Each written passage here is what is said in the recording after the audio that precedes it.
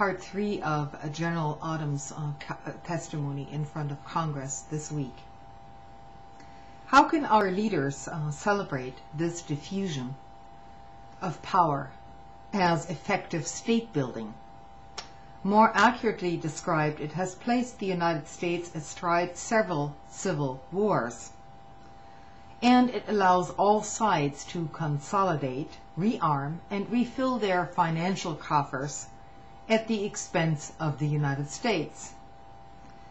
To sum up, we face a deteriorating political situation with an overextended army.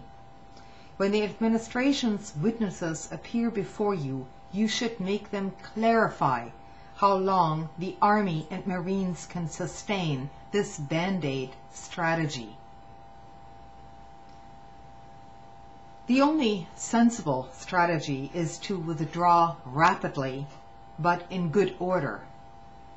Only that step can break the paralysis now gripping U.S. strategy in this region. The next step is to choose a new aim, regional stability, not a meaningless victory in Iraq. And progress towards that goal requires revising our policy towards Iran. If the president merely renounces his threat of regime change by force, that could prompt Iran to lessen its support to Taliban groups in Afghanistan.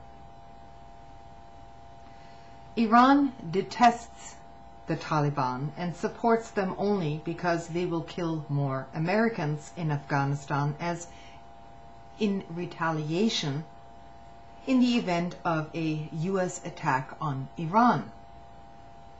Iran's policy towards Iraq would also have to change radically as we withdraw. It cannot want instability there. Iraqi Shiites are Arabs, and they know that Persians look down on them. Cooperation between them has its limits.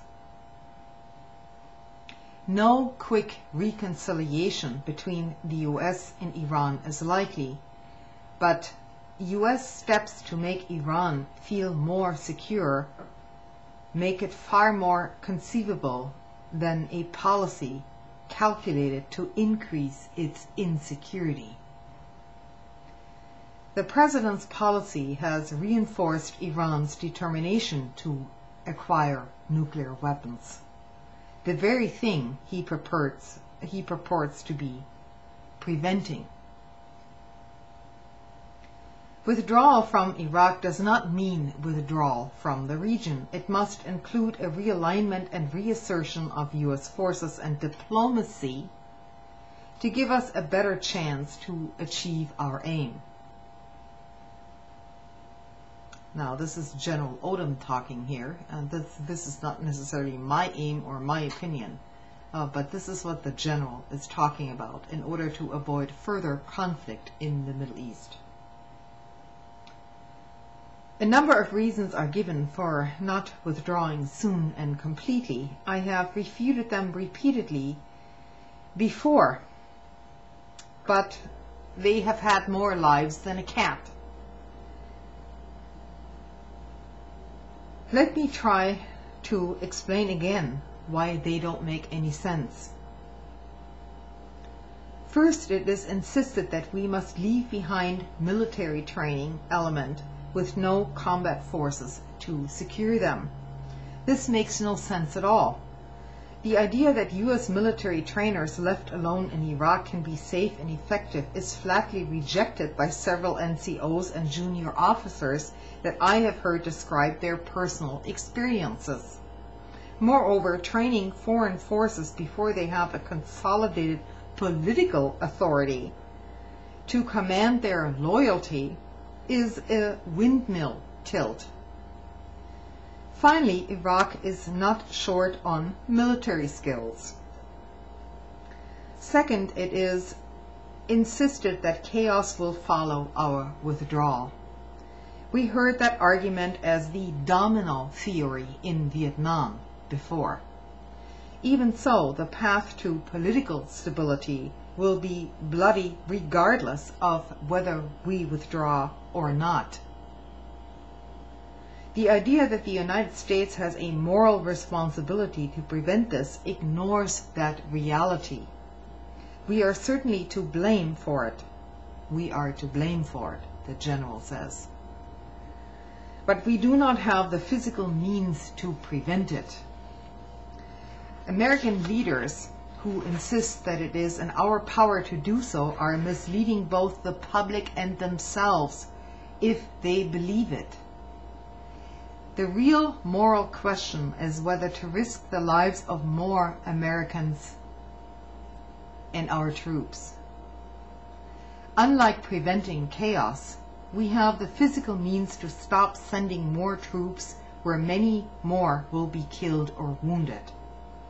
This is the moral responsibility to our country which no American leader seems to be willing to assume. Third, naysayers insist that our withdrawal will create regional instability. This confuses cause with effect. Our forces in Iraq and our threat to change Iran's regime are making the region even more unstable. Those who link instability with a U.S. withdrawal have it exactly backwards. Our ostrich strategy of keeping our heads buried in the sand of Iraq has done nothing but advance our enemy's interest. And this was the testimony of General Odom to the Congressional Foreign Policy Committee. Thanks for listening, and please spread this message widely amongst your fellow Americans, and particularly amongst American troops. Thank you.